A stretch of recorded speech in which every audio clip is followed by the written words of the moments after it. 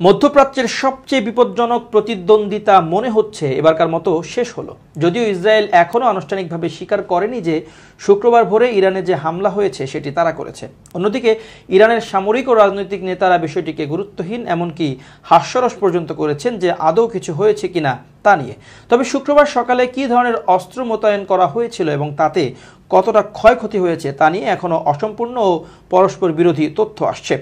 আমেরিকার কর্মকর্তারা বলেন ক্ষেপণাস্ত্র হামলার কথা, কিন্তু ইরানের কর্মকর্তারা বলছেন মধ্যাঞ্চলীয় ইস্পাহান প্রদেশ এবং উত্তর পশ্চিমাঞ্চলীয় তাবরিজে কয়েকটি ছোট ড্রোন বিস্ফোরিত হয়েছে। ইরানের পররাষ্ট্রমন্ত্রী হোসেইন আমির আবদুল্লাহিয়ান আধা সরকারি তাসনিম নিউজ এজেন্সিকে বলেন, ভূপাতিত করা মাইক্রো এয়ার ভেহিক্যালের কারণে কোনো ক্ষতি বা হতাহতের ঘটনা ঘটেনি, কিন্তু এসব সাধারণ কোয়াডকপ্টার হলো ইসরায়েলের এক ধরনের কলিং কার্ড যা তারা ইরানের অভ্যন্তরে গোপন কার্যক্রম চালাতে কয়েক বছর ধরে ব্যবহার করছিল। এবার তাদের প্রধান লক্ষ্যবস্তু ছিল ইস্পাহান, যেখানে দেশটির চমৎকার ইসলামী ঐতিহ্য রয়েছে। তবে এই প্রদেশটির বিশেষ পরিচিতি হল নাতাঞ্জ পারমাণবিক কর্মসূচির জন্য। The Isfahan nuclear technology centre এবং একটি বড় ধরনের বিমান ঘাঁটি সেখানে আছে, যা গত 14 এপ্রিল ইসরায়েলে হামলায় ব্যবহৃত হয়েছে। এছাড়া এটি ড্রোন ও ব্যালিস্টিক ক্ষেপণাস্ত্র তৈরির কারখানারও একটি কেন্দ্র। সেখান থেকে শত শত ক্ষেপণাস্ত্র উড়ে গেছে ইসরায়েলের দিকে। সুতরাং সীমিত হলেও এটি ইরানের দিকে শক্ত বার্তা নিয়ে গেছে যে ইরানের প্রাণকেন্দ্রে আঘাত করার মতো গোয়েন্দা সামর্থ্য ও সক্ষমতা ইসরায়েলের আছে।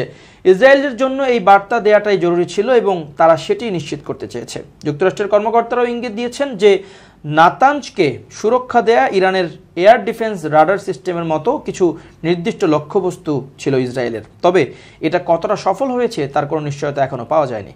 সুতরাং হতে পারে এই হামলা ছিল একেবারেই সিরিজের প্রথম পর্বের মতো বিষয়। তবে উদ্দেশ্যমূলক না হলেও এটা ছিল ওই সময়ে ইরানের সর্বোচ্চ ধর্মীয় নেতা আয়াতুল্লাহ আলী খামেনির 85তম জন্মদিনের উপহার।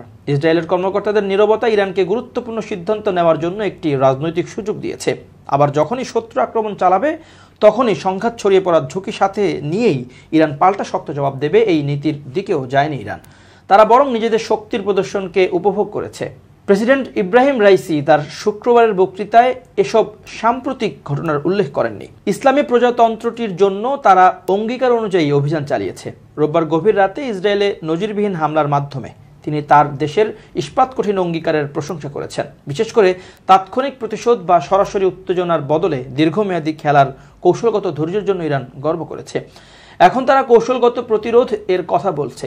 নতুন এই নীতি তারা নিয়েছে দামেস্কে গত 1 এপ্রিল কূটনৈতিক কম্পাউন্ডে হামলার পর। ওই হামলায় কনসুলেটের ভবন ধ্বংস হয়েছে এবং ওই অঞ্চলে একজন সিনিয়র কমান্ডার সহ রিভলিউশনারি গার্ডের 7 জন নিহত হয়েছে। ইরানের সর্বোচ্চ নেতা চাপের মুখে ছিলেন, কারণ গাজা যুদ্ধে ইসরায়েল গত 6 মাসে তাদের লক্ষ্য আরও জোরদার করেছিল। অস্ত্র রাখার গোপন জায়গাগুলো, ভবন, ঘাঁটির মতো তেহরানের নানা স্থাপনা এবং সিরিয়া ও লেবাননের যুদ্ধক্ষেত্রগুলোর সাপ্লাই রুটগুলোতেই হামলা নয়। ইসরায়েল ইরানের পদস্থ কয়েকজন কর্মকর্তাকে হত্যা করেছে। কয়েক দশকব্যাপী শত্রুতা, যার জের ধরে আগে 2 দেশের মধ্যে ছায়াযুদ্ধ ও গোপন অভিযান হতো, সেটি এখন প্রকাশ্য সংঘাতে রূপ নিয়েছে। সবশেষ যে আঘাত ও পাল্টা আঘাত যে প্রকৃতিরই হোক না কেন, উভয় পক্ষের জন্য আরও কিছু মৌলিক অগ্রাধিকার রয়েছে। যেমন প্রতিরোধ, একটি সুনির্দিষ্ট লক্ষ্য যাতে নিজের মাটিতে আর হামলা না হয়। যদি হয় তাহলে মূল্য দিতে হবে এবং এটা হবে ক্ষতিকর। সে কারণে আপাতত ওই অঞ্চলে এবং কাছে ও দূরের রাজধানীগুলোতে একটি স্বস্তির নিঃশ্বাস বইছে। ইসরায়েলের সবশেষ পদক্ষেপ নিজেদের সহযোগীদের দিক থেকে সীমিত প্রতিশোধের আহ্বান এখানকার জন্য উত্তেজনা কমিয়ে এনেছে। সবাই সর্বাত্মক যুদ্ধ বন্ধ চায়, কিন্তু এই শান্তি যে স্থায়ী হবে না এমন সন্দেহের বাইরে কেউ নেই। অঞ্চলটিতে এখনও আগুন জ্বলছে, গাজা যুদ্ধ এখনও চলছে, অসংখ্য ফিলিস্তিনি হতাহতের শিকার হয়েছে।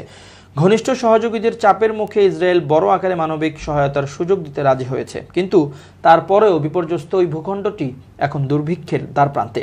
হামাসের হাতে পণবন্দীরা এখনও ফিরে আসেনি এবং যুদ্ধবিরতি আলোচনাতেও অচল অবস্থা তৈরি হয়েছে।